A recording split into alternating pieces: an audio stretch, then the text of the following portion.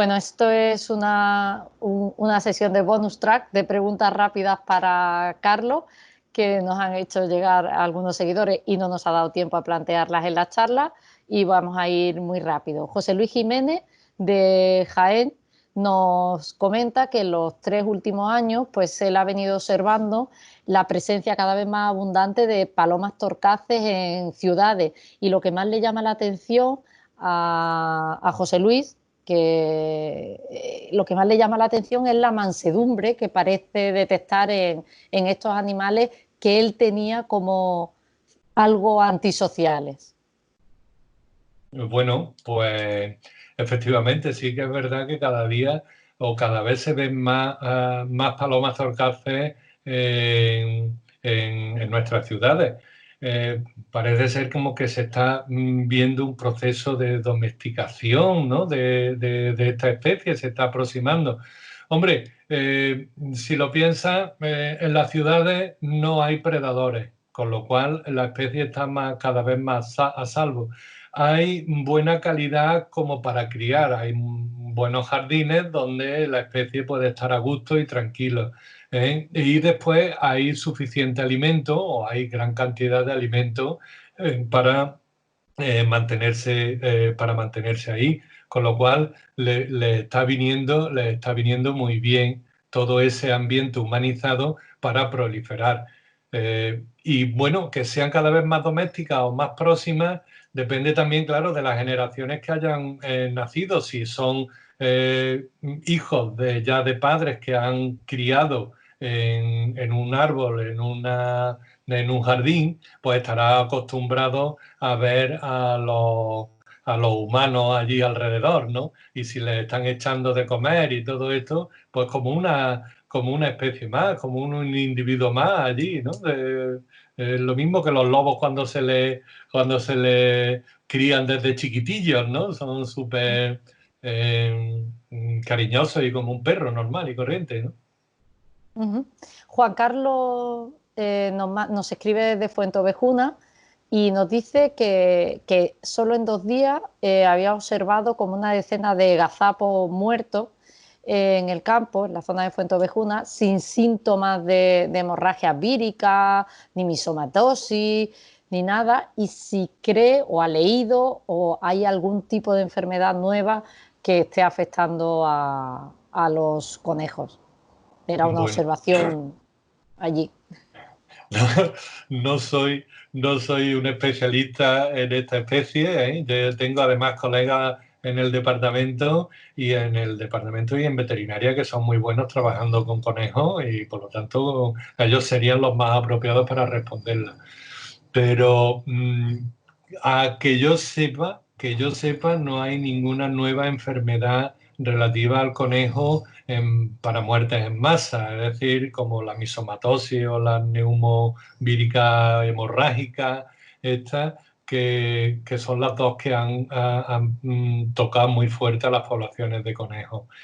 Del que haya gazapos muertos, también podría indicarte de que es que los jovencitos mueren rápido, es decir, que es que no saben del mundo y en un momento dado pues se cruzan una carretera y pueden ser arrollados, en fin, que no conocen el mundo y por lo tanto pueden ser presas más fácil de que sucumban por cualquier Otra accidente, ¿no? causa. Pero Perfecto. vamos. Juan desde Calañas nos pregunta que si cree que pueden existir especies por descubrir, pero lo que más me gusta es la segunda parte de su pregunta, que dice que si pueden ser peligrosas para el ser humano. Hombre, especies por descubrir todos los años, me parece a mí que están del orden de las 10 o 15.000 especies anuales las que se describen, ¿eh? Es decir, que todos los años se están describiendo especies, además en la actualidad a una tasa tan elevada que jamás se había visto, ¿eh? Jamás la ciencia había descrito a una velocidad tan elevada como en la actualidad, sobre todo, bueno, pues por técnicas nuevas, no las técnicas moleculares, de genética y todo esto, Claro. pues están ayudando mucho a determinar las especies. Eh, Que sean o no perjudiciales dependerá de qué tipo de especie. Si nos estamos refiriendo a bacterias, a virus, ya digo que sí, que van a aparecer seguro y que van a ser perjudiciales mientras que las condiciones continúen como ahora, indudablemente también. Es decir, que tenemos que estar preparados, que de aquí, que no sé si os acordáis, pero nosotros tenemos el SARS, el MERS, el ébola, el Zika, todo eso ha aparecido en los últimos decenios. O sea, es que hace nada y cada 2 o 3 años está apareciendo una enfermedad nueva. De hecho, esta es SARS-CoV-2 porque apareció el SARS-CoV-1, que se detectó y afortunadamente se frenó rápido porque la gente infectada, los síntomas eran rapidísimos. Es decir, una persona se infectaba y ya estaba mostrando síntomas inmediatamente, por lo tanto era fácil detectar a la gente infectada. Aquí, como ya sabemos, que incluso hay personas que son grandes transmisores de la enfermedad y ni siquiera se enteran, esa es la peculiaridad de esta enfermedad, ¿no? Pero vamos, en respuesta a esta persona, con toda seguridad van a aparecer nuevas especies de virus, va a producirse el salto, o esos virus están ya en la naturaleza, pero se va a producir por mutación un salto a través de un hospedador intermedio a los humanos, indudablemente, y van a aparecer nuevas pandemias porque todo está favorecido por el tráfico global, que en un momento dado los virus en estas condiciones se transmiten y se transportan a unas velocidades supersónicas. Van de un sitio a otro y de una parte del planeta a la otra en cuestión de horas o de días.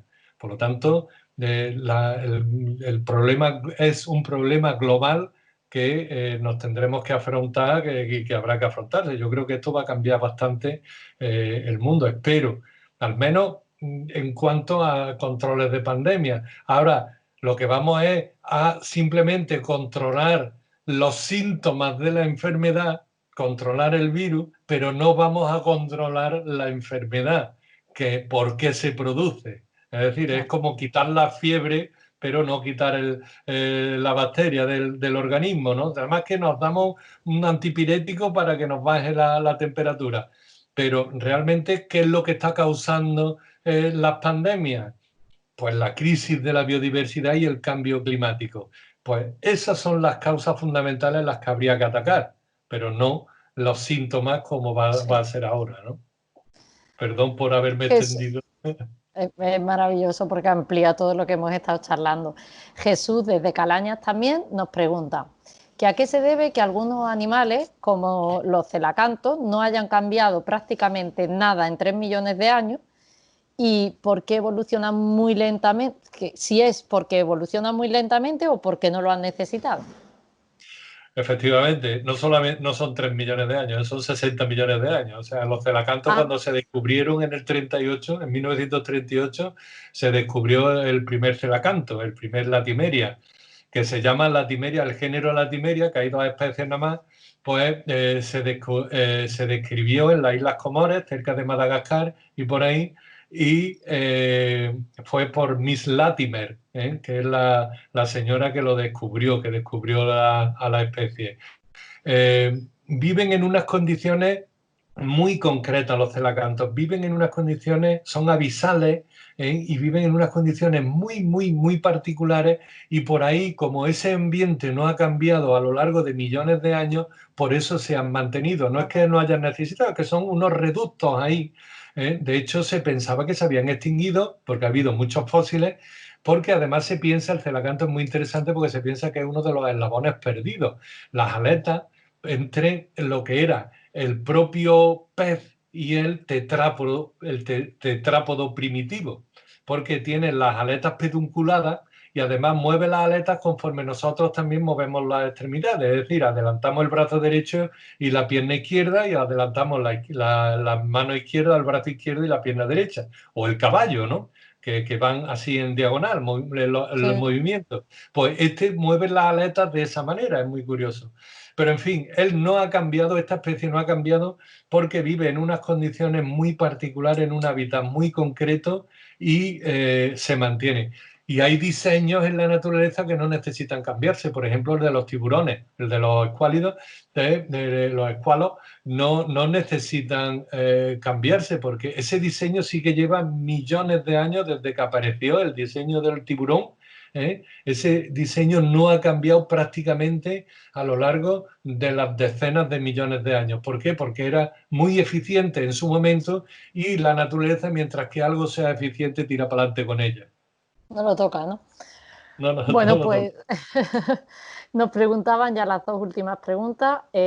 Javier, aunque yo creo que están, en realidad las respuestas ya están implícitas, implícitas en muchas de las que nos has dado, pero me gustaría si pudiera muy brevemente responderle directamente a Javier, que dice que cuál es el factor más importante a la hora de tener en cuenta para enfrentarse a una pandemia que él califica como imprevista.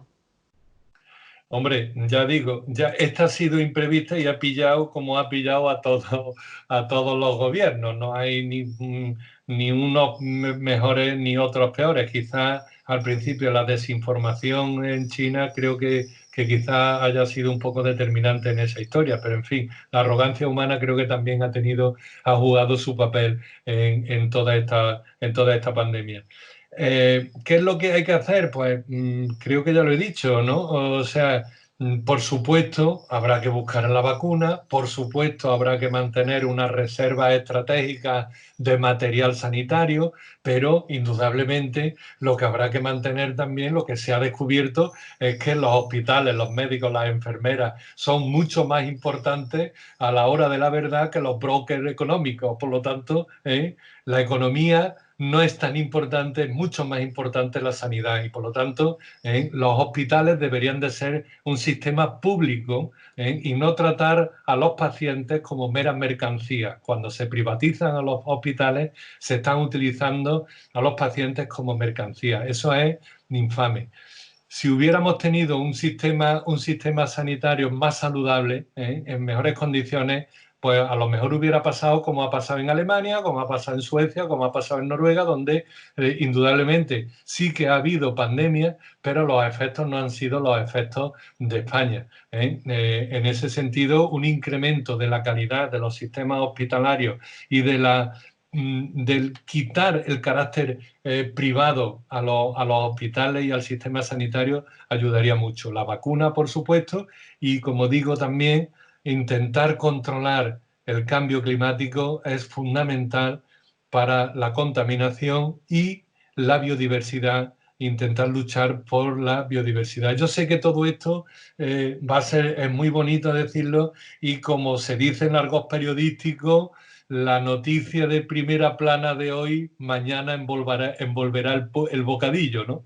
En el sentido de que, bueno, esto se dice y ya mañana es otro día y ya nos habremos olvidado. Por desgracia esto es así, pero realmente estos problemas van a salir y van a continuar y mientras que no se ataque en profundidad el problema, esto no va a salir.